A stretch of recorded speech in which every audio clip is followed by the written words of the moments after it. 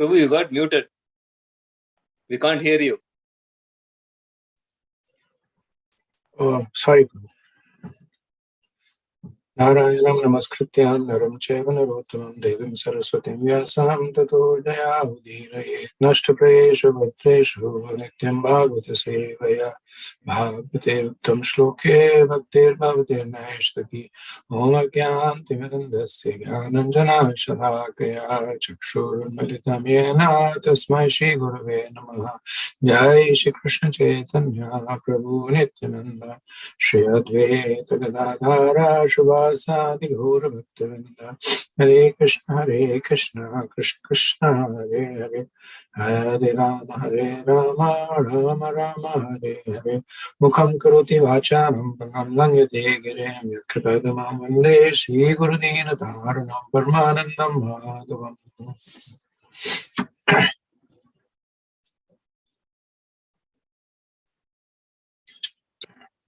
Hare Krishna. Thank you everyone for joining. We resume Canto 4, Chapter 17 from verse 14. And quick recap. Once Prithu Maharaj is coronated and he ascends the throne, the citizens come to him with this complaint / request / plea for help that because of widespread famine, they were starving. So after that, Prithu Maharaj, he pauses for a long time, thinks about it, and then understands that the cause of it is that Mother Earth was withholding the grains within herself. So understanding that she is responsible, he makes up his mind to chastise her. So he takes a bow and arrow and then he approaches Mother Earth with a desire to chastise her. So here it is the deity that is presiding over the Earth planet. So we'll resume from verse 14. Prave papanadharani nisham yudham chatam gausatya apadravat pita mrigiva mrigayo dhruta. When the earth saw that King Prithu was taking his bow and arrow to kill her, she became very much afraid and began to tremble. She began to flee exactly like a deer, which runs very swiftly when followed by a hunter. Being afraid of King Prithu, she took the shape of a cow and began to run. So we see that Mother Earth, she takes the form of a cow in order to attract the sympathy of Prithu Maharaj. Once when Srila Prabhupada had visited New Vrindavan, he became very sick. And so sick that within 2 days, he said that I will leave. So the devotees had actually spent almost 2 years preparing for Prabhupada to come, getting the palace of gold ready, getting the community in shape. So all of this was for Prabhupada. And they began to think that what's the point of this place if Srila Prabhupada cannot be happy? So better for us to go somewhere else where their Guru Maharaj would be happy and they would get his association. So when Prabhupada heard about this, then he said that your community is the best since you're taking care of the cows. And then he said, I will stay here for 14 days, which is what he did. So saintly people have a lot of affection for the cow and a lot of affection for people who take care of cow, because Krishna has that affection.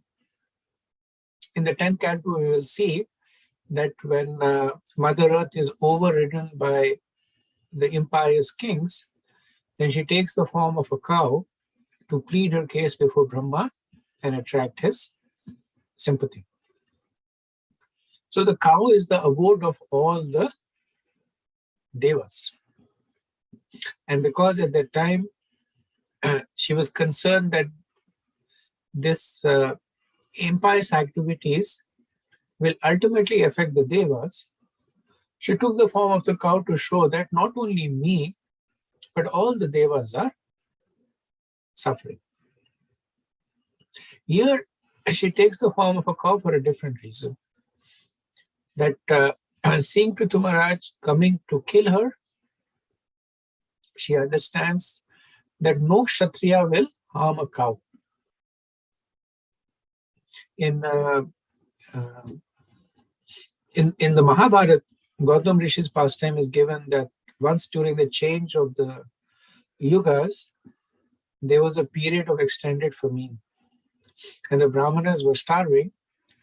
But because Gautam Rishi had this benediction from Brahma that wherever his ashram would be, there would be abundance of rain and greenery. So his ashram was flourishing. So when the Brahmanas all over the world, they heard about Gautam Rishi's ashram, they all came to the ashram, and Gautam Rishi was very happy. Yes, please come. Vaishnav Sangha. So they came, they happily lived in the ashram. And then when time went by, when the Sandhi period finished, things became normal. And the Brahmanas now wanted to go back to their respective ashrams. But Gautam Rishi was so attracted to the association of the Brahmins that every time they would want to leave, he would stop them. Stay for a few more days, stay for a few more days. And they would stay. And then again they would leave, he would again stop them. So finally the Brahmanas got tired. So they came up with a scheme. They came up with they made a false image of a cow. Well, it was a true image, but a false cow. So they made an image that looked like a cow, and they put it on the path of Gautam Rishi when he goes in the morning to take bath. So knowing that it would be dark, so Gautam Rishi was walking, and it was a path he took, so he knew that it would be open. But now they had put this image of a cow, and then he accidentally knocked over the image. And then the Brahmanas immediately said, "Oh, you killed a cow, you killed a cow." And then Gautam Rishi was so mortified that he had no say in asking them to stay back. So they quickly left after that. And of course, later on, Gautam Rishi, by his mystic powers, he understood what the Brahmanas had done, so he became very angry at them. And then he cursed them that you use your knowledge for all these nonsense things. So all the purports of the Vedas will disappear from your mind. So because of the curse of Gautam Rishi, the Brahmanas, they did not anymore understand the essence of the Vedas. They may still know the shlokas, but they did not understand the essence of the Vedas. Which is why it is said that Srila Vyasadeva, he not only compiled the Vedas, he wrote the Vedas, because the Vedas had actually disappeared, like by the curse of Gautam Rishi. But the past time I was relating to indicate the significance of the position of a cow. So Mother Earth, understanding this, she takes the position of a cow. So Prabhupada says that just as a mother produces various children, both male and female, the womb of the earth produces all kinds of living entities in various shapes. Thus, it is possible for the Mother Earth to take on innumerable shapes. At this time, in order to avoid the wrath of King Prithu, she took the shape of a cow, since a cow is never to be killed. King Prithu, however, could understand this fact and therefore did not stop chasing the cow-shaped earth. Okay, verse 50. Tam manvadhava tadvainyah Kupe tayare lokekshana sharam nanoshi sandhaya yatra yatra palayate. Seeing this, Prithu Maharaj was very angry, and his eyes became as red as the early morning sun. Placing an arrow on his bow, he chased the cow-shaped earth wherever she would run. So as Prabhupada indicates that Prithu Maharaj, he could understand the deception that Mother Earth was doing in order to save herself, could also understand that she had done something wrong against his people. So he put the arrow on his bow and began chasing her. Now, one point to note over here is that Prithu Maharaj could have shot the arrow at Mother Earth anytime. So he had access to mystic weapons. It's not that he needed to be in vicinity to shoot, but as we later on see, that wherever Mother Earth goes, Prithu Maharaj is there. So he has the same kind of mystic powers that she has. He is able to travel at will. So he could have shot her anytime. So he has no real intention of hurting her, but he is still executing what is known as the principle of minimum violence to achieve the purpose. So he's obviously doing some violence. He's threatening to kill her, but he's not killing her. So the principle of minimum violence, as the name states, is that when violence is needed to achieve a purpose, one must determine the minimum amount of violence that needs to be done. So here it is said that his eyes are described as Ati Aruna. So Ati Aruna, Srila Prabhupada translated that his eyes became red as the early morning sun. Now, the early morning sun that happens at dawn is very pleasing. When somebody is very angry, then the eyes are blood red. They are like coals that have been lit up. Not for Maharaj Prithu. His eyes are described as something that is very pleasing, like the early morning sun. So this indicates that the anger of Maharaj Prithu was external. His countenance still remained attractive and pleasing. When people come under the influence of anger, they become ugly. Their eyes become bloodshot. Their features are contorted. Their lips are stretched back. Their hands are clenched. So people are very ugly when they become under the control of anger.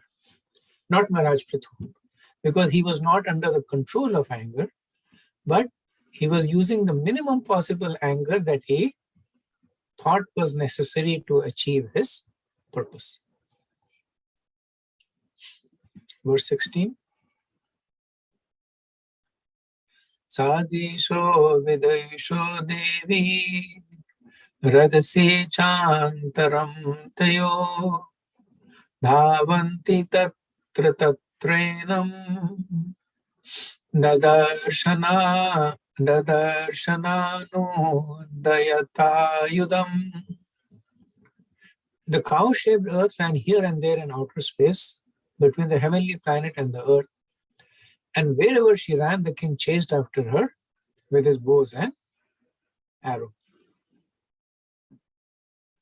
So we see here that King Prithu was there everywhere where she went. He had the same mystic powers of traveling in outer space. And he has his bow and arrow, but he never shoots her. Next verse. Lokena Vindratranam Vainyam Mrityoriva Prajaha Trastatada Nivartate Hridyena Viduyata. Just as a man cannot escape the cruel hands of death, the cow-shaped earth could not escape the hands of the son of Vena. At length the earth, fearful, her heart aggrieved, turned back in helplessness. So the analogy of inevitable death is used to describe that regardless of wherever earth went, she found Prithu like death personified. So people try so many things to escape death, but factually speaking, they cannot even postpone it. So similarly, Mother Earth, she tried so many things, but she could not escape Maharaj Prithu. So Maharaj Prithu at this point is displaying his Raudra roop. And Maitreya is calling him as the son of Vena. So Vena was famous for his cruelty. Even when he was a child, he would kill his friends for sport. So not to say that Maharaj Prithu was like Vena, but he's the son of the same person who's capable of immense amount of cruelty. So he's Maharaj Prithu is not the kind of person who will not undertake violence because of fear of it. And earlier on, we had talked about the sins of omission and commission. So, not taking to violence when it is needed is also sinful. Just like for Arjun to not fight would have been sinful. So Maharaj Prithu was not that kind, that he was afraid of taking violence. He did not like violence, but he could take to violence. And Maitreya is saying is that Vena was doing violence unnecessarily all the time. But Maharaj Prithu, he has the same capability of violence, but it is tempered with the need for that violence. Next verse, 18. Vachacha mahabhagam dharma gyapana vatsal trahimam api bhutanam palaneva sthito bhavan. Addressing the great opulent King Prithu as the knower of religious principles and shelter of the surrender, she said, "Please save me. You are the protector of all living entities. Now you are situated as the king of this planet." So in 4 verses from 18 to 21, Mother Earth will give the reasons why she should not be killed. So she's making 7 points in this verse. Some of them are implicit and they're made by Maitreya.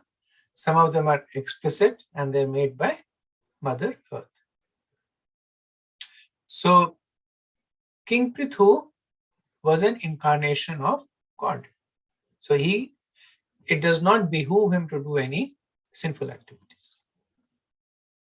Then she says that you're situated as the king on this earth. The duty of the king is to protect the earth. Then she says that you are dharmagya. You are knower of the principle of religion. So you cannot do something that is against religion. And what does religion indicate? So the principles of religion dictate that a woman, a cow, a child, a brahmana, and an old man must be given all protection by everyone, especially the king. So she is presently in the shape of a cow. She is a woman and she is surrendered to him and the religious principles that state that one who is surrendered should be given all protection. So she's building this very strong case that she should not be harmed. Once Radhanath Swami was giving a university preaching program, and there were many students and professors attending the program. And in that program, the children from New Vrindavan were also invited.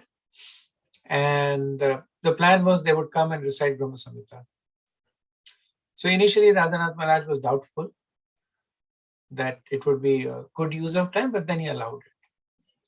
So the program went, Maharaj gave his speech, the children came, they recited the Brahma Samhita. And then after that, the professors who had gotten the students over, they came and they spoke to Maharaj and they said that what gave us so much faith and appreciation for your movement is that your children are so happy. So Maharaj was commenting that they did not appreciate his lecture as much as the fact that the children were happily taking part in it. So the implication is that in a society where those who need protection are protected is a society that is properly situated. So in a society where women are protected, cows are protected, children, brahmanas, old people are protected, that is a society that is properly situated in happiness from a Vedic perspective. In the present day, it's common for women to be exploited. Old people, they are essentially sent away to live in old people homes or are just sent away. Cows are slaughtered by the millions. And children are not properly taken care of. Which is why the society as a whole is unhappy. So Mother Earth is making these implicit points to Prithu Maharaj that you are looking for the welfare of your people, but the welfare of the people is predicated on the fact that women and cows are properly taken care of. That the principles of dharma are followed, which says that one who surrenders should be protected. I am a woman, I am a cow, in the shape of a cow, I have surrendered unto you. If you harm me now, then the same society that you are trying to protect will become adharmic. Okay, next. So you don't have to note the reasons. I'll be sending you a table in which I have a summary of these reasons. Okay, verse 19. Satvam jigamashase kasma dinam akratakil visham abanayasha katham yosham dharmagyaiti yo mataha. The cow-shaped earth continued to appeal to the king.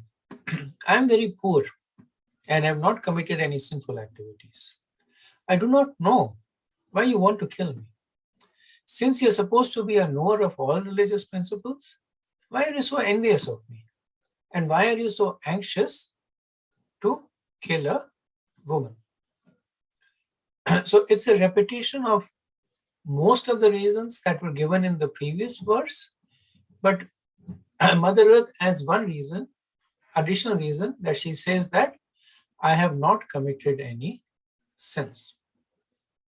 So even if a woman commits sins, she should not be punished. Or that category, a woman, children, old people, even if they commit sins, they should not be punished. So she is saying over here that I have not committed sins, any sin. So you may say that even though I am a woman, I have performed some sin, so I should be punished. But even that reason does not hold true. Prabhupada says that earth appealed to the king in two ways. A king who knows religious principles cannot kill anyone who has not committed sinful activities. Apart from this, a woman is not to be killed, even if she does commit sinful activities. Since the earth was innocent and was also a woman, the king should not kill her. Now, the focus, of course, here is saying that the woman should not be killed. It does not mean that there is no consequences of sinful activities committed by women, but the consequences are generally much milder in a Vedic society, because it is predicated on the notion that woman is protected and guided by a man. Prabhupada would say by the father, by the husband, by the brother, by the son. So they're supposed to give protection and guidance. So if for some reason a woman does commit a sin, it is a reflection on the father or the husband or the son, that there is something that they did wrong which resulted in this situation. So just like if a child, sometimes parents, they don't discipline, or they don't teach discipline to the children. So when the children go to other people's houses, then they jump all over the house, they break things, and the people don't hold the children responsible, they hold the parents responsible, because children are children. So same point Prabhupada is making over here, that as a woman, she's not that culpable to the extent that she should be killed. And further that she has not committed any sins. Verse 20. Praranti navai strishu kritagasvapi jantavaha kimutatva vidharajan karunadina vatsalaha. Even if a woman does commit some sinful activity, no one should place his hand upon her. And what to speak of you, dear king, who are so merciful. You are a protector and you are affectionate to the poor. So when Mother Earth had said that you should not kill a cow, and then Prithu Maharaj would say that Krishna killed Aristasur, who was a bull. He also killed Vatsasur, who was a calf, because they were demons. So just because somebody takes the form of a cow does not mean that the person gets immunity. So now Mother Earth says, okay, let's forget about the fact that I am in the form of a cow, but I am a woman. It's not that she has taken the form of a woman. She says, I am a woman, and the Vedas say that one must always protect a woman. Even in ordinary dealings, a woman is not to be harmed, even if she has done something wrong. So, and she said, these are extraordinary circumstances. She said, I am not an ordinary person. I am the demigod presiding on the planet Earth. You are not an ordinary person. You are the incarnation of the Lord. So she glorifies 4 qualities in Prithu Maharaj. She says that you are the king. So you should be a protector of your citizens and earth.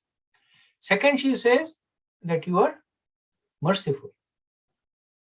So even if I did something wrong, you should be merciful. Third, she says that you are a protector for everyone else. And then fourth, she says this, that you are by nature affectionate. So she says that because you have these exalted qualities.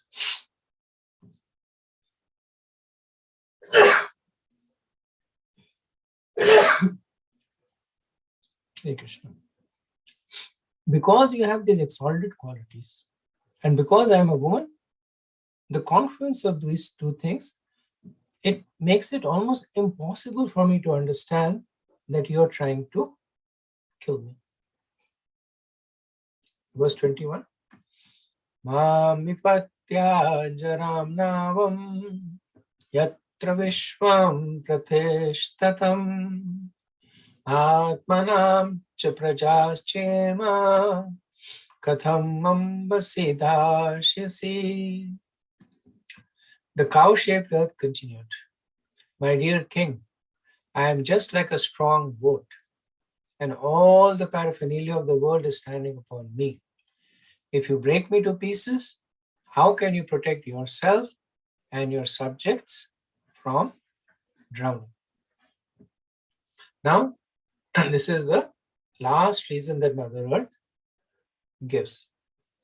So she says that if you ignore everything that I am saying, then let me warn you also that I am the one that is protecting your citizens, that they are standing on me, including you. I am the boat, and all the paraphernalia of the world is standing upon me. Paraphernalia means that the people, their houses, their animals, the trees, the mountains, the palaces, they're all standing on it. So if you kill me, that will be destroyed.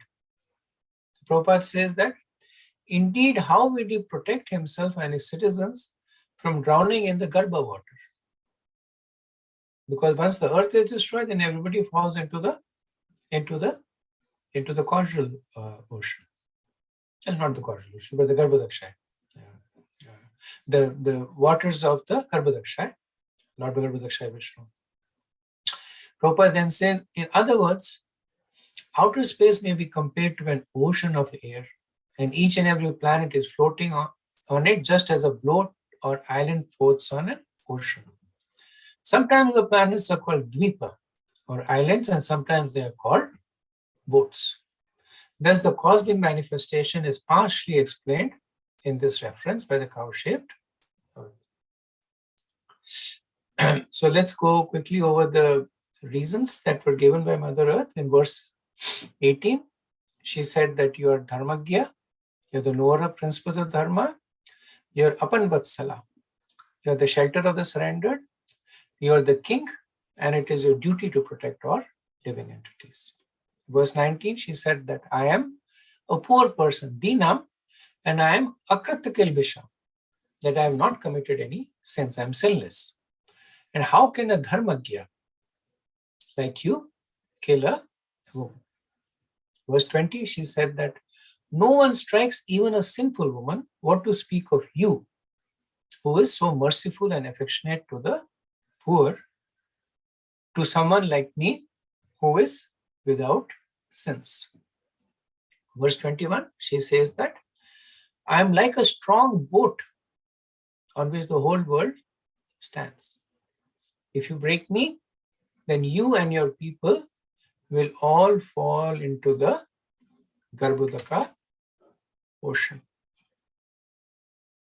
So now we will see the counter arguments by Maharaj Prithu in the next 6 verses from 22 to 27. Prithu vacha vasude tvam vadishyami Machashan paran mukhim bhagam bharisya vrante na tanoti chano vasu. King Prithu replied to the earthly planet, my dear earth, you have disobeyed my orders and rulings.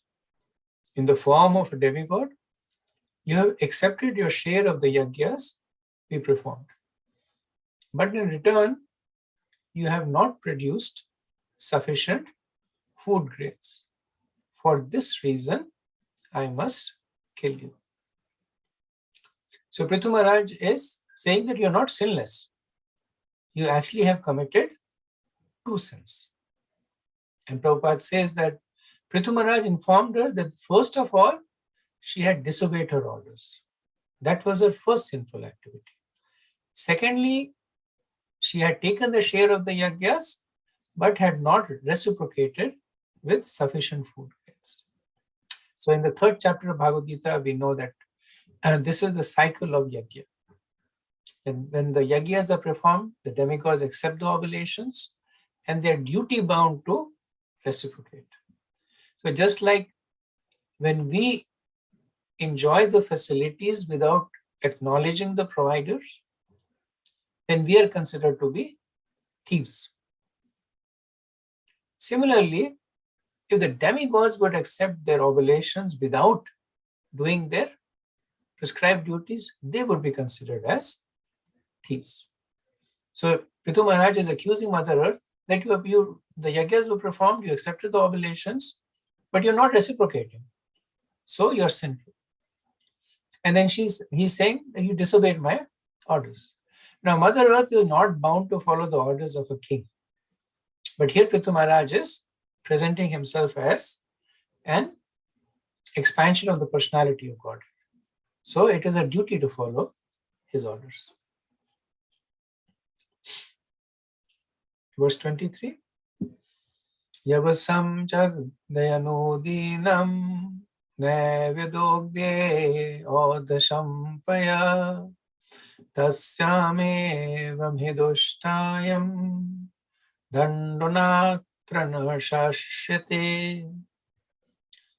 Although you're eating green grass every day, you're not filling your bag, so we can utilize, you're not filling your milk bag, so we can utilize your milk.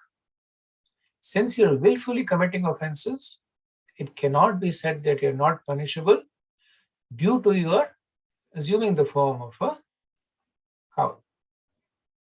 So Prithu Maharaj is addressing the point here that she should not be killed because she is a cow.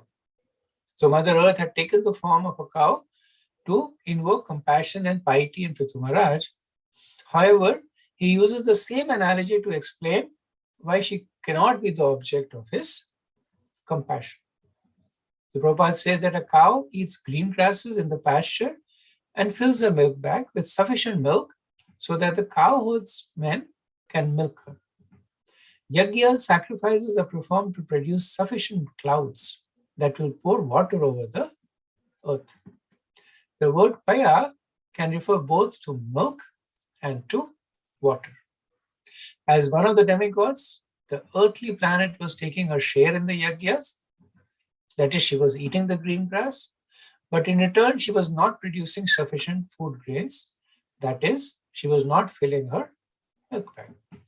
Prithu Maharaj was just justified in threatening to punish her for her offense. So the essential principle here is that of reciprocation. If one takes, then one should give back, else the person is considered to be a thief. And that is also the principle of charity. That when somebody gets wealth, then he is expected to give back. If the person thinks that I am earning so much because of my qualification and work, then he should also think that there are persons who are more qualified than him. There are persons who are working a lot more harder than him, and yet they are not able to get wealth. So in India, we see that people who are doing manual work, they work so hard. There are people who are physically transporting, not sure if it is there, but I know when I was a kid and I used to see in Delhi, the summers in Delhi are brutal. The temperatures there reach 42, 45 degrees centigrade, more than 110 degree Fahrenheit. But there were people who were pulling these thelas. The people behind, they would have a canopy to protect them from the sun. So the people would get into the back of the hand-drawn rickshaws or the cycle rickshaws. They would draw the canopy and they would be protected from the sun. But the people in the front, whether they were pulling it by hand or whether they were pulling it with cycle, they were in the sun and they would be working so hard that they would literally be bathed in sweat. But how much money were they making? Not much. So there are people who are working so hard, and there are people who are so qualified also. So what's the conclusion? That one, it's not because of one's hard work or qualification, but it is because of the reciprocation of their prior sukriti. So they did some pious activities, the demigods are reciprocating to it and giving them wealth. But then the principle is that when you get something, you give also. So if you're getting wealth, then one should not think that I'm getting it just because I'm so qualified or just because I'm working so hard. But one should think that I'm getting this wealth because of the kindness of the devas. So I reciprocate with the kindness by doing charitable work. Same principle is applied in the relationship of Jiva and Krishna. That the Jiva is enjoying so many facilities that Krishna is providing. Radha Govind Maharaj once, in a kind of a humorous way, he gives this example that you go into your house and you switch your light on, immediately the meter starts moving. And now you have to pay 1 rupee, 2 rupee. You turn the fan on, the meter starts moving again. You turn the tap on, the meter starts moving again. You step outside, he said there is this huge bulb in the sky. You don't have to pay for anything. There are these rivers and oceans. You don't have to pay for it. There is the wind that is blowing. You don't have to pay for it. But if you enjoy it in the sense that I am only exploiting it, you're a thief. Because Krishna is making all of these arrangements. Yeah. So he's the one who is causing the sun to rise, the wind to blow, the rivers to come. So if one enjoys all these facilities given by Krishna without acknowledging it, one is considered to be the biggest of the thieves. Verse 24. Tvam kvalvasadi bijani prakshrashtani swayambhuva namunchasayat marudhani mamavagya mandadihi. You have lost your intelligence, that despite my orders, you do not deliver the seeds of herbs and grains formerly created by Brahma and now hidden within yourself. So Maharaj Prithu is making this point that what you are hiding is not even yours. That these seeds of the herbs and the grains were created by Brahma. And you are given the duty to hold it when it is necessary and to manifest it when it is necessary. So you're he's saying you've lost your intelligence.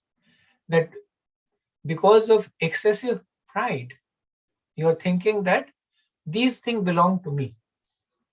So I will hold on to them.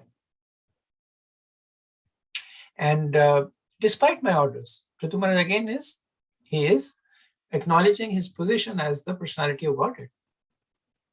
That who disobeys the orders of the personality of the Godhead? One who is mad. Otherwise, everybody is eager to follow his orders. Of course, in the current day, most of the people are not interested in following the orders. But here, Prithu Maharaj is speaking to a very exalted personality who very well knows the position of the Lord. Srila Prabhupada also says that by his own example, Prithu Maharaj indicates that whenever there is a scarcity in food production, the head of the government should take steps to see why production is being held up and should rectify the situation. Okay, I'll do one more verse And after that, pause for discussion.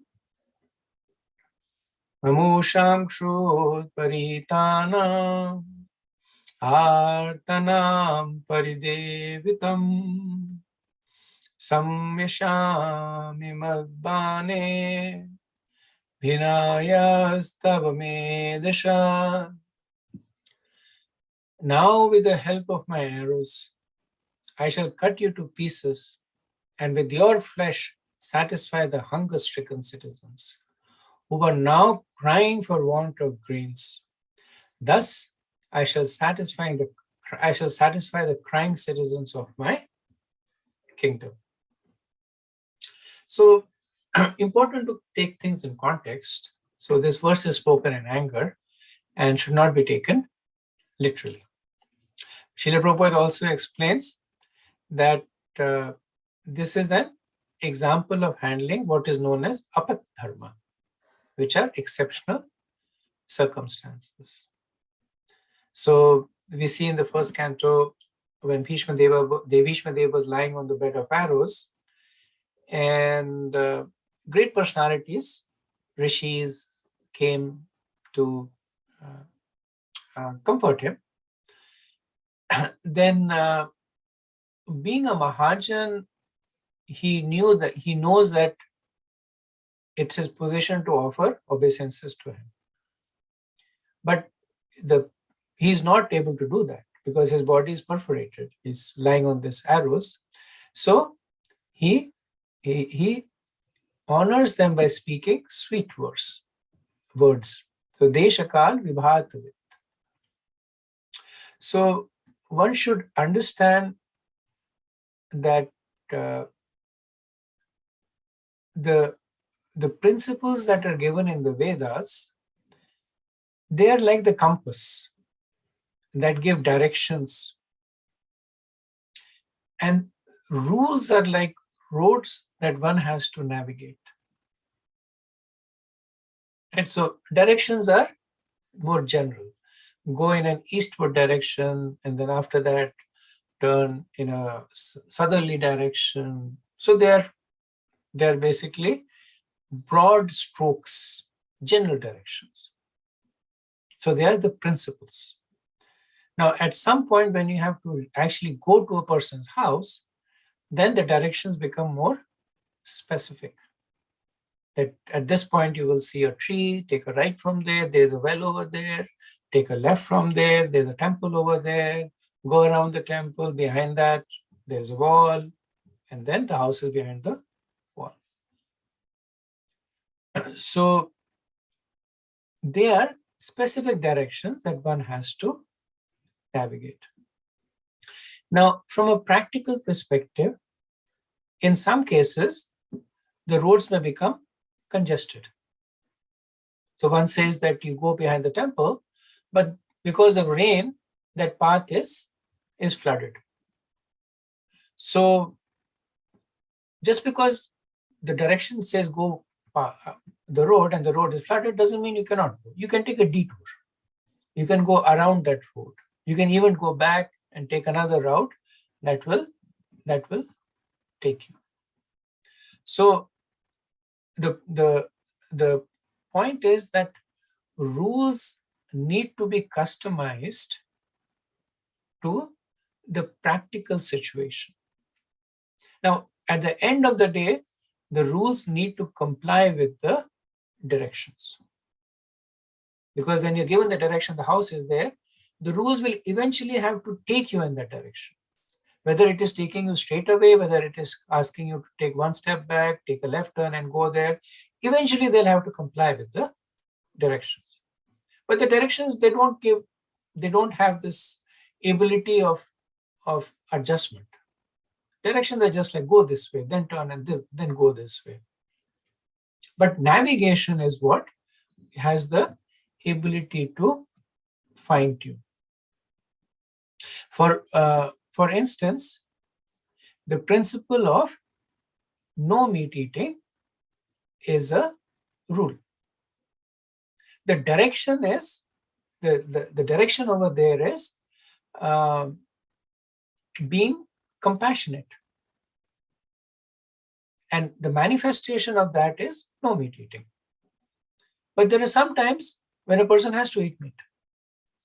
Or like Prithu Maharaj is showing over here, that rather than see my citizens die, it is better for me to kill you and feed your meat to them. So he is still complying with the principle. Because if he does not, at least at this point, we know he doesn't kill her, but at this point, the point he's making is that if I do not kill you, then millions of my citizens will die. So for me, compassion is killing you. So one should be aware of both of these things.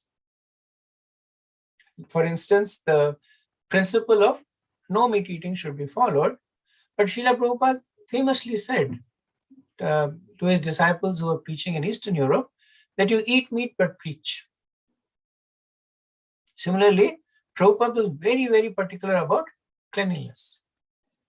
But in the early days in Bauri, his own food in the refrigerator was right next to dog food. So he was living in the house of Karl Jaeger, who was very affectionate to his dog. So the fridge was the food for the fridge he would put in the refrigerator, and Prabhupada was cooking his own food, and it was a small refrigerator, so they were all together.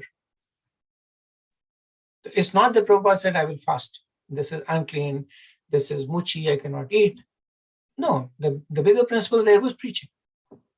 But when the circumstances changed, then he made sure that he followed both. He followed the principle and he followed the rule. So this is why in the Nectar of Instruction, Rupa Goswami, he says that there are two obstacles to bhakti, niyamagraha and niyam agraha. Not following rules and excessive following of rules. So in the Vedas, meat eating is not given as a recommendation, but as a concession for those who are unable to control their senses. So Prabhupada says that according to the law of necessity, first of all, human society must try to produce food, grains, and vegetables. But if they fail in this, they can indulge in fresh eating. Otherwise, not. Okay, so I'll pause here and see what discussion we have.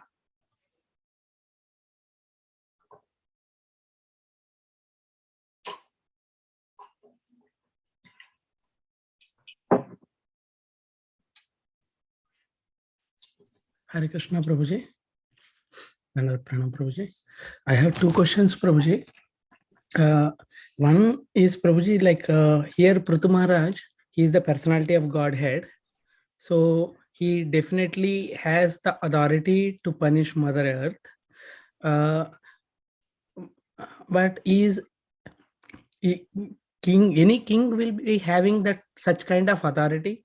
Of course, today's generation, like there is no qualified people, but for the welfare of citizen, is the king is of that authority? Because sometimes I do hear that there are many people who consider themselves the proprietor of the earth, and they try to expand and they try to control the world, which is, and they pretty much sleep in the very same earth, like that kind of thing is heard.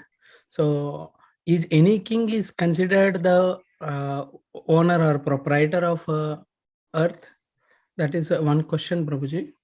And my second question, Prabhuji, like you mentioned certain people should be protected, like children, women, old age people, and in today's generation, women are more exploited. But it appears to me, Prabhuji, like correct, please guide me here, Prabhuji. It appears to me here in today's generation, like women are given more independence, more freedom to exercise their free will. Uh, uh, and they are doing things just like anybody else is doing. So, and exercise of free will is something always encouraged. So I couldn't strongly able to say that no, women should not be given freedom like that. So, and when they are doing things on their own, of course, whimsically and facing the consequences, and how do we understand that they are getting exploited or so I just wanted to have a better understanding of seeing things, Prabhuji, if you could guide me, please. So regarding your first question, yes, this is more in context of Prithu Maharaj being an incarnation of Krishna, that he has that authority to, more than authority, he has that potency to punish Mother Earth. Now, having said that, there are also instances where there were personalities who were not incarnations of the Lord, and they had the potency to punish the demigods. Right? So we see the example of the son of Parishit Maharaj. So Maharaj Janmajaya was so angry at Takshak that he has the Brahman conduct a yagya. And then he says, why is Takshak not falling in the fire? And the Brahman says, protected by Indra. And he says, okay, you get Indra into the fire also. What's the problem? Get Indra into the fire. And then Indra started falling into the fire. Now, of course, he was using the powers of the Brahmins, but the Brahmins were favorable to him. So we see that, and that of course was there in the earlier ages, when they had the Tejas to be at the level of the demigods, to punish them if it is needed. Not in the current day and age. Right? In the current day and age, they're all just exploiting the planet. The second question that you asked, it kind of goes into the deeper understanding of the Vedic notion of protection and responsibility. So if we keep the particular situation of a woman aside and take the example of children. So in houses where children are not properly guided and protected, the children become rogues and thieves. Right? They start stealing from other places. They become very naughty. They become violent. Now you can look at the child and then say, the child is a rascal. The child is exercising more free will because the parents are not controlling it, so the child has more free will. So he's exercising more free will and getting into trouble. It's the fault of the child. One level it may appear so, but is it really the fault of the child? It's the fault of the parents. If they created an environment that was conducive, if they gave proper guidance, if they became good examples themselves, then why would that happen? So a little easier to understand from that perspective. The obvious objection in this is that women are not children. Right? It goes back to the notion of that are we reducing the intelligence of women to the level of children? Children are children, women are adults. Most of the women are actually smarter than men. How can you say they are the same? That's one aspect of the understanding. But the Vedic aspect, as Arjun says in the first chapter, right away he makes this point that when the elders die, then the women are not protected. When the women are not protected, they are polluted. There is unwanted progeny, and there is a downfall of the society, right? So he calls about that. He calls the Varna Shankar this process. Okay, is that okay? Yes, Prabhuji. Thank you. Okay, so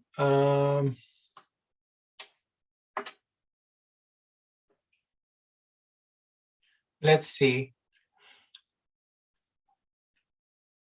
So I may not be able to finish this chapter today. We have 13 more verses, and it's fair size verses, but Prem Kishore Prabhu also wanted to take some time to talk to all of you in terms of the logistics of the next steps.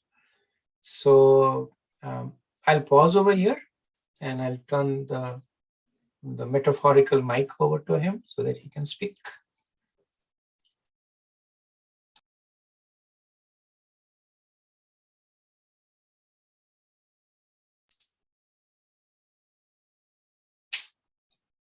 You're on mute, Prabhu.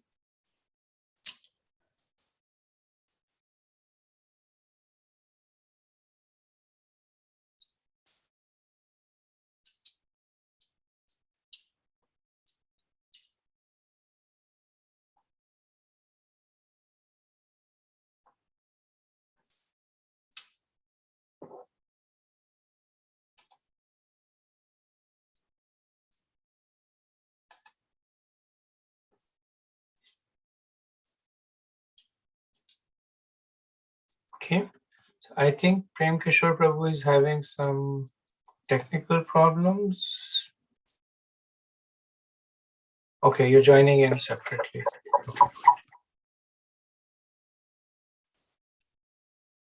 Yeah, sorry, Prabhu. My laptop mic, I had to recycle sometimes. Okay, Hare Krishna, everyone. Basically, the topic which we discussed 2 weeks back, to pause and meditate on what we have completed till date, all the 4 cantos, and to summarize kind of a mock presentations from each one of the devotees, and I saw everyone were interested in that. At least we can start with that, and first an update basically. Prabhu is not going to India, so he cancelled his trip. But at the same time, as we are getting into like more than 4 cantos now, it's a logical pause due to holidays or what the stage we are in. So a poll here, or I would like to have opinion if we can continue with that mock presentations for a few weeks, and even before that would like to have a pause during holidays for 3 sessions. So next 3 sessions, next week, Monday and Tuesday, Wednesday, and soon after the New Year 3rd, we may not have sessions. And in the meantime, tomorrow by Friday afternoon, I'll be sending a Google Sheet for everyone to sign up the mock presentation with dates, so that we will mix and match when those mock presentations will be. And even Prabhu will be there listening in. We can have a discussions also on those presentations, and also Swadhyaya. So I would like to pause. First thing I would like to have concurrence is, is everyone okay to have this 3 session break? Number 2, I will share the presentation, mock presentation list, a Google Sheet by Friday to sign up, and so that you can schedule your time, and we can have that schedule for next few months. I would like to pause there. Anyone want to chime in?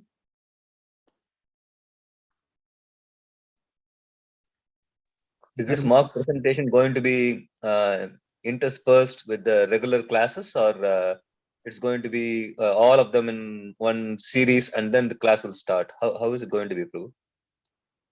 I was contemplating, if you remember, Prabhu, thank you very much for input, but as Prabhu will not be there, we were talking on mock presentations and the Swadhyaya preparations. So that will continue with the mock presentations, but Swadhyaya preparations and in between when Prabhu's classes will resume, I need to really talk to Prabhu, and when I put that schedule, you'll see that on Friday. Okay. Okay, Prabhu, sure. But the more emphasis is there on to pause what we were doing, what topics you can pick up for the mock presentations, and also Swadhyaya details. Like almost everyone has opted in for Bhakti Vaibhava in this audience. So we need to take that also as a priority.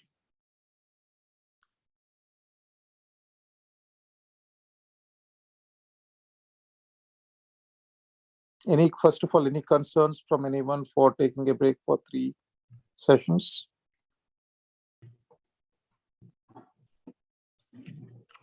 Hare Krishna. Yes, Prabhu. Sounds okay to me. The suggestion of having few days break sounds okay to me. I'm not so clear about you said interspersing the mock presentation, the Swadhyaya. I don't seem to be so clear what you mean by that. Okay, the same topic which I reviewed as a form a few weeks back. I'm not ready to show that yet, but it will be like, let us say 10 topics will be there.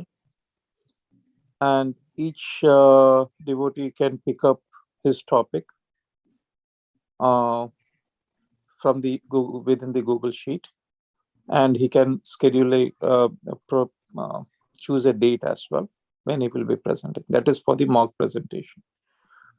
And prior, when Prabhu was not available, we were also thinking about the Swadhyaya preparations. So we will be doing that as well. How to do it? I will be pulling it out a schedule of all the units, what has been covered. And I would like to also have the voluntary involvement from few of the devotees for those units, and also those dates will be provided. So at least close to 6 sessions I'm seeing, each will be followed with all these mock presentations and Swadhyaya. So 6 to 8 sessions. So those will be published in a Google Sheet, and post that 6 to 8 sessions, we will be resuming our classes with where we paused today. And even from before that 6 to 8 sessions will be 3 session break. Or I would like to listen, and if this 3 session break is sufficient, or any other options anyone has.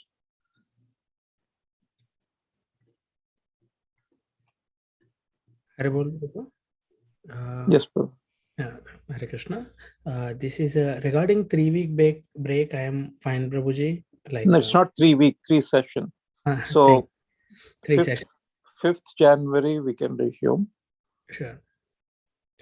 Yeah, that I'm fine, Prabhuji. Like even having classes also is okay for me, because I do not have special plans this year, but having break also is fine for me. And coming to the presentation, Prabhuji, we are I'm thinking that at least 10 to 12 devotees are regularly attending the classes. So including Swajay discussion, because initially I thought that we will be presenting bunch of chapters like together consolidating and maybe using a PPT or something to present, but it seems here there are specific topics are chosen. So how long the presentation time will be given? Because if 6 to 8 sessions means 6 sessions, assuming it is 6 sessions, then at least 2 of the devotees should complete in one day. And on top of it, Swajay discussion, how really we can manage the time in the limited time. That is another. Yeah, I'll publish the schedule on Friday. I'll work out with Prabhu. Prior, it was like one mock session and followed with Swadhyaya discussion. So the same topic, same sequence we can follow. Then in that case, it will be little more sessions, maybe 8 sessions or more. I don't know. So once I conclude that schedule, probably it will be clear.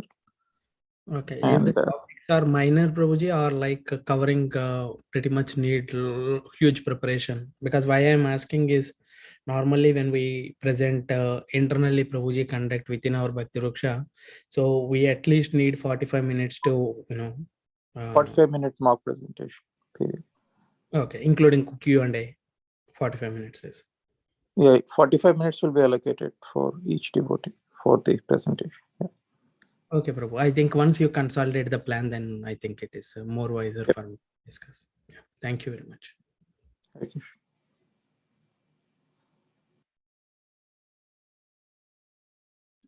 Just another clarification.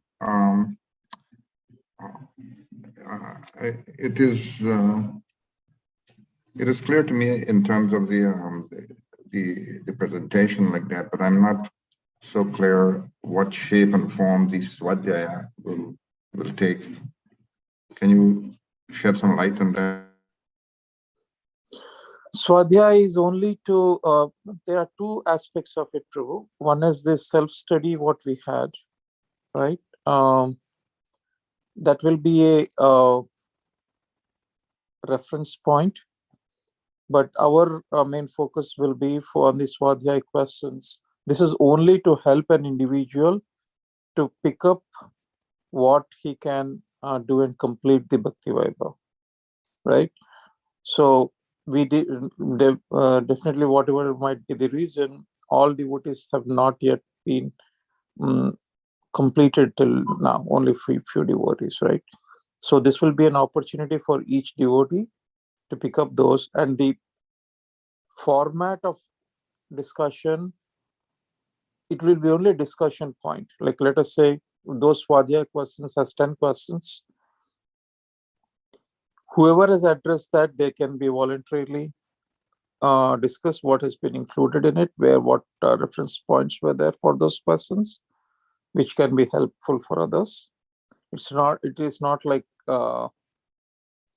one should answer them. Basically, if anyone has any knowledge, oh, this is what I am thinking, this is what the other devotee thinks. So that way, the discussion can happen in one topic for a few minutes, so that we'll be concluding those discussion points for that particular unit for that day. So the takeaway will be, okay, I need to work on these. This is my reference points for this Swadhyaya for this unit, and I will be taking to a completion within a week or 2, whatever it takes. So that way, for these 8 weeks, when we come review those Swadhyaya questions, we can conclude all those 14 units until now, what we've come, 14 units we have concluded until now. So all those 14 units should be completed. That is the goal. So how we need to do it, I will be putting that schedule on Friday. Okay, so Prabhuji, here there will be specific guidance is given, because at least in my case, like, so far I couldn't focus on Swajay, which I'm planning to start. So you will be giving, like, this is the Swajay section for you to complete this, focus on these, This, let us say 5th of January, first unit Swadhyaya, just to take a template, right? So whoever has completed, I would like to ask, put it in that Google sheet. Okay, Gaur Sundar Prabhu has completed, Paramatma Prabhu has completed. So what they've completed, they can take a lead. Okay, this is what my completion point is. Okay. Each person, we can review it. Okay. Before that, the topic will be given for that January 5th. Okay, certain devotees making a mock representation. As soon after that, this Swadhyaya will be picked up. All those 10 persons, if they've been answered by 2 devotees or 4 devotees, whoever has addressed that. And as a preparatory, the devotees who have not done, also to be prepared to ask questions, whether it will be answered by those devotees or it can be discussion point within the group. Okay, and also direction will be given, right? I worked on these sections, so if you focus in this section, Yeah, and prepare, it will help you to finish off. help you to finish. Okay, the whole goal is all 12 devotees who are more serious here in this audience to catch up with all the completed 14 units, and also to ensure that whatever we have learned until now for 4 cantos, more important topics will be captured to give a mark, so that at least we will be in kind of a knowledge where we ourselves can present it for preaching purposes. Okay. Oh, this is like so important, more than what I thought, that this guidance will help us actually to. Okay. Yeah, thank you so much, Prabhu. And also this, who knows, it may continue for 8 to 10, 12, I don't know. We'll see once we get that schedule. And also, if it is helping out each and every devotee, looks like we can have this like a 4 canto reviews, and then we'll see how it goes after we pause, when we can review. Okay. Yes, Prabhuji, because if senior devotees like Paramatma Prabhu, Gaur Sundar Prabhu, if they present and give some guidance, we would be making notes that would help. And don't depend on only those 1 or 2 devotees. I know. So everyone should come up with it. Yeah. I know it doesn't mean that, not to not in offensive mood, but because you mentioned those names, I just repeated.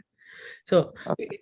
it helps the specific guidance. This is more important actually than I thought, that actually it helps us to come back on track. Okay. Basically preparation. Okay. Yeah, yes, Prabhu. I got it. I am just sharing my appreciation. And also one major thing, 3 session break is good, or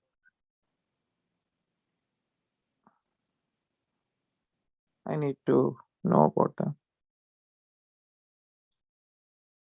or more.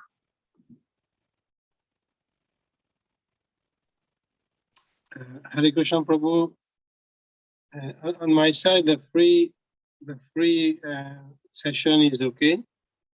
And just okay, anyway, I'm in the Swadhyaya, I'm not part of it. That means me and Lalita is not there. And also in the month of January we will be traveling as well. Okay. Maybe I can, for the presentation, I can try. Let's see. Okay, no problem. If you can opt in, you can listen in, whatever. That Google Sheet says everything. So with the kind of response we are getting in these calls is one thing. When it comes to actual acceptance and presenting is one thing. So I need to see that response in the Google Sheet when I distribute it. So based on that, the decision can be taken. Okay, thank you. Hare Krishna. Okay, back to you, Prabhu.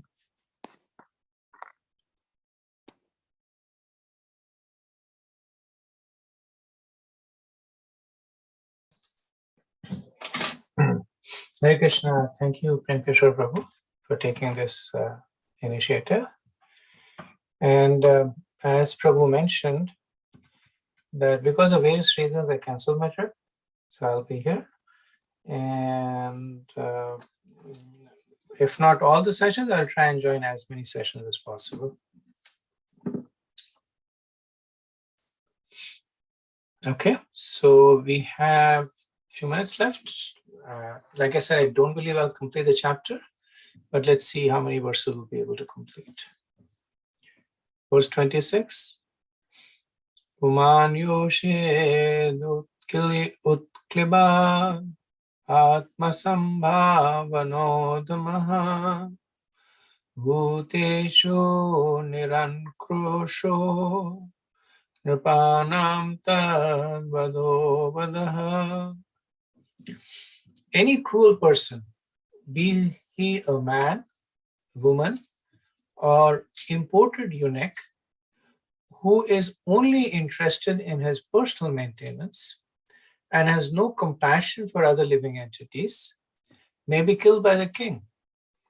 Such killing can never be considered actual killing.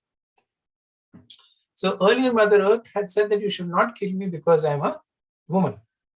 And Prithu Maharaj is saying that actually the rules of dharma say that whether it's the person is a man, woman, or a eunuch, if the person is devoid of compassion for other living entities, it is okay for the king to kill that person.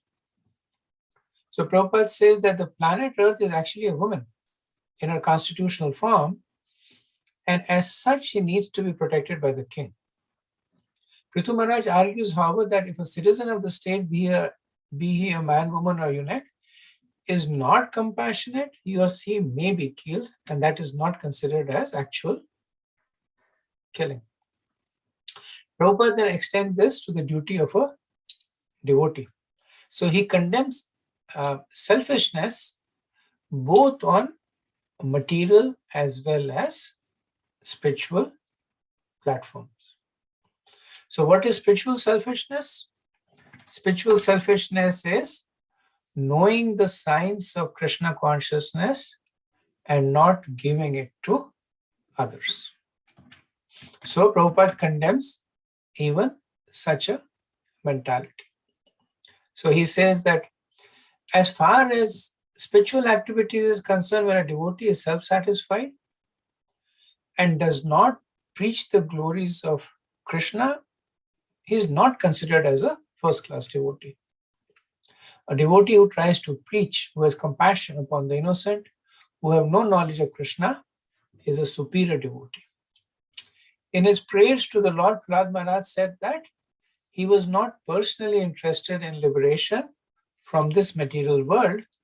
Rather, he did not wish to be liberated from the material condition until all the fallen souls were delivered. So this is prayers by Prahlad Maharaj to Lord Nrsimhadev, appears in the 7th canto, 9th chapter.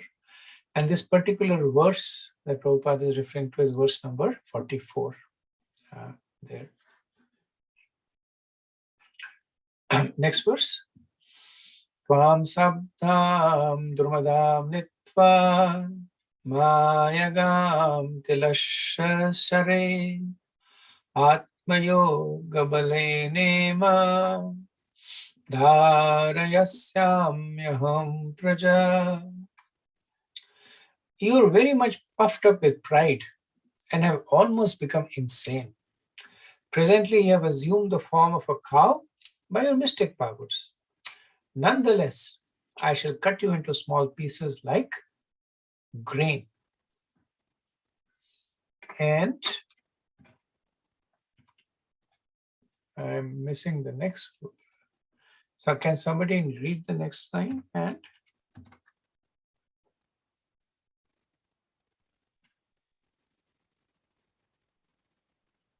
nonetheless, I shall cut you into small pieces like grain, and I will uphold the entire population by my mystic powers. So Mother Earth had asked that how can you kill a cow? And then how can you feed people with the meat of a cow? So Prithu Maharaj says that you're not a real cow. You're Mayagam. You are a fake cow. You assume this by your mystic powers. And then Mother Earth had said that if you destroy me, then just like without a boat, everybody sinks, all your citizens, including you, will fall down to the Garbhodaka ocean. And Prithu Maharaj says, don't worry. I will uphold the entire population by my personal mystic powers. So Prabhupada says that because Prithu Maharaj is an incarnation of Lord Vishnu, he possesses the power of Sankarshan, which is explained by the scientists as the power of gravitation. The Supreme Personality of Godhead is holding millions of planets in space without any support. Similarly, Prithu Maharaj would not have any difficulty supporting all his citizens and himself in space without the help of the planet Earth. The Lord is known as Yogeshwar, master of all mystic powers. Consequently, the planet Earth was informed by the king that she need not worry about his standing without her help. So Prabhupada makes this interesting point of saying that gravitation is one of the energies of Lord Vishnu. So this is what is known as top-down causation. So there are two kinds of causations. Causation means cause and effect. So there is a bottom-up causation, like the car is moving. So then you say, what is the cause of the car moving? The cause of the car moving is that the tires are turning. What is the cause of the tires turning? That there is an engine piston moving. What is the cause of the piston moving? That there is a driver who's sitting and with his feet on the accelerator. So that's bottom-up causation. Top-down causation is that when one looks at it from the opposite perspective. That why is this car moving? Because this personality wants to go from point A to point B.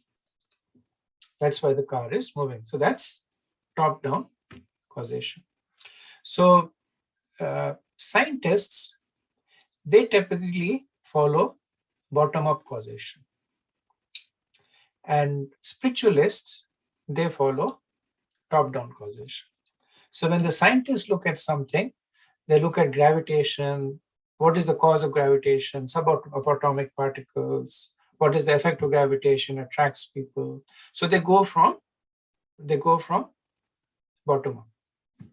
And spiritualists, you ask them, what is the cause of causation? Sankarshan. Krishna is the cause of causation.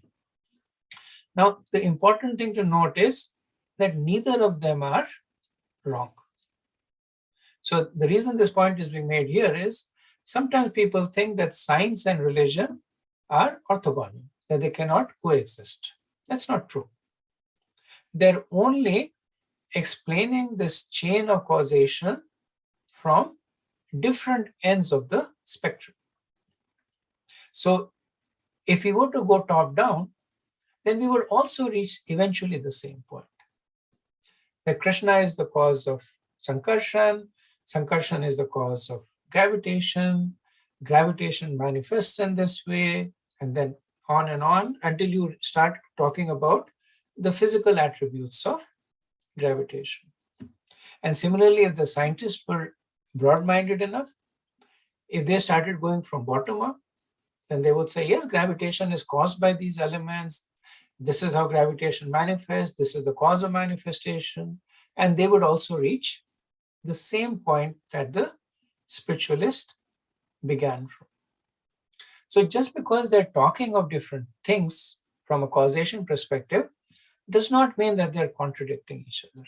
Prabhupada would say that when the scientists talk about rules, there has to be a rule giver. So he's talking about top down. When they talk about rules, the scientists are talking about the law of motion, the law of gravity, the law of thermodynamics. So they're talking bottom up. And Prabhupada is saying, look at it top down. If these laws are there, who gave these laws?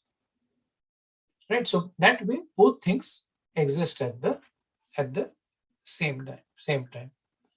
So Mother Earth was giving a bottom-up causation. That if I am not there, then all your citizens will be destroyed. Prithu Maharaj is doing top down, saying that, that you are doing whatever you are able to do because you have been empowered by me. If you're not there, no worries. I will take care of it. Right? So he's explaining it from that perspective. Okay, so we'll pause over here. It's a logical point also. The next set of verses, which takes us to the end of the chapter, is the prayers by Mother Earth to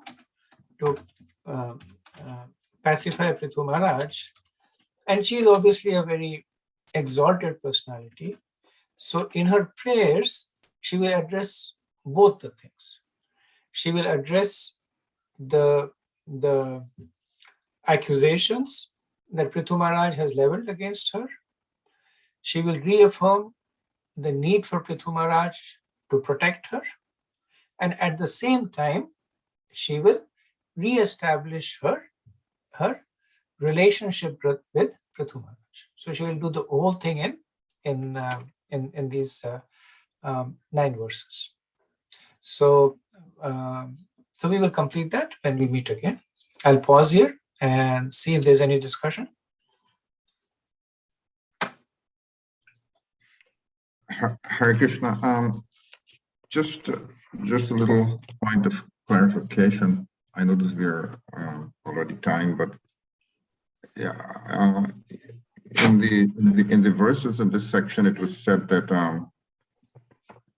Maharaj Prithu was about to kill the earth in the form of a cow.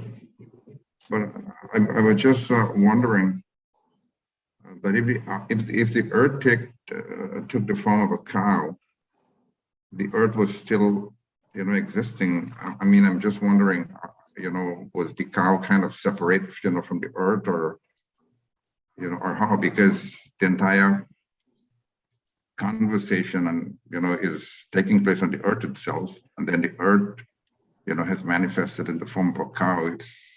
I'm just wondering how is that? So it's the deity of earth, the presiding deity of earth. So earth is earth, it's just matter, but there is a deity that is presiding over earth that is making sure that the planet Earth behaves in a certain way that it is supposed to behave. One of the behavior is that when the deity is satisfied with the yagyas, then she directs the planet to start producing grains. So as it is mentioned earlier on, that Prithu Maharaj was chasing Mother Earth and she was traveling into outer space. So it's not that the planet was traveling into outer space, it's that particular deity that is taking the position of the presiding deity of Mother Earth. She was traveling into outer space. Bhudevi is actually considered to be one of the consorts of Lord Vishnu. So he has Shri and Bhu as his consorts. So presiding deity, even though in this later on we will see that it's a little bit of things that Prabhupada also says that just accept it, don't worry about it. That Prithu Maharaj then says that you're like my daughter, and which is a little bit of rasabhas because she's actually like his wife. But circumstantially, because he was the king, he says that. But yes, the point that you make can be addressed by this understanding that all this conversation is happening between the presiding deity of Mother Earth, presiding deity of Earth. Another follow-up question could be that yajnas are performed and for the devatas, and the earth personified or enjoys the yajnas just like other devatas like Indra, Surya, whatever.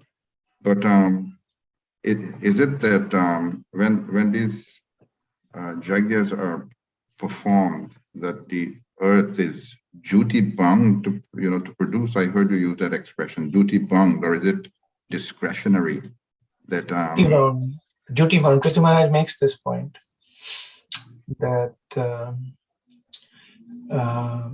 he accuses Mother Earth of accepting the oblations offered to her in the yagyas, but not reciprocating. So he calls her like a thief. So the devas are duty bound to reciprocate. That's why Brahma is forced to give the benedictions to Hiranyakashipu, even though he doesn't want to give it, because he performed the requisite yagya. Ravan, he demanded whatever he wanted.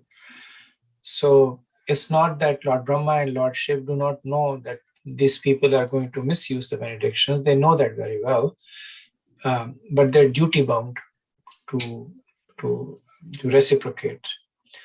And in the pastime of Dhruva Maharaj, this point is made that when Dhruva Maharaj was praying to Lord Vishnu, then he got a lot more than what he had,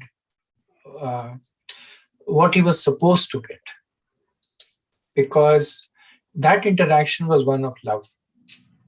So it's not that Lord Vishnu was saying that you have done so much of austerity, so because of that you are only allowed to get so much of benediction. But he was giving him benedictions out of love, because even though externally he was doing Astanga Yoga, but essentially he was doing bhakti. But when the asuras or the impersonalists or the yogis, they do it, there's no love over there. So there, that equivalence is carefully evaluated. That you only deserve to get so much, and that's the only thing that you can get. But that thing, they're bound to deliver. Thank you. Thank you so much. That explains it very clearly. Thank you, Prabhu.